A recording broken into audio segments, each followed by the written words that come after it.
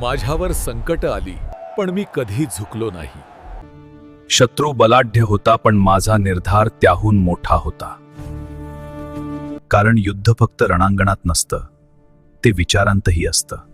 मी तलवार उचलण्याआधी बुद्धी वापरली. मी अफजल खानाला चालाखीने मारलं.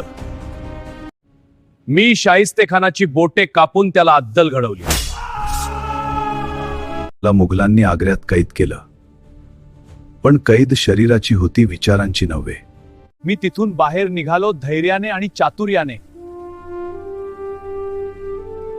कितीही मोठाले संकट आले तरी मी घाबरलो नाही, डगमगलो नाही. सर्व संकटावर मात करून आम्ही स्वराज्य उभं केला. तुम्हीही उठा आणि लढा आजच्या भ्रष्ट व्यवस्थेविरोधात. आजचा काळ वेगळा आहे. आज शत्रू तलवारीने येत नाही. आज आपल्या डोळ्यासमोर भ्रष्टाचार होतोय, पण आपण गप्प आहोत.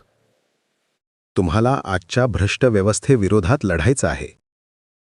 तरुणांनो, तुम्ही जागे व्हा आणि या भ्रष्ट व्यवस्थेविरोधात लढण्यासाठी एकत्र या. कारण या देशाचं भविष्य हे तुमच्या हातात आहे.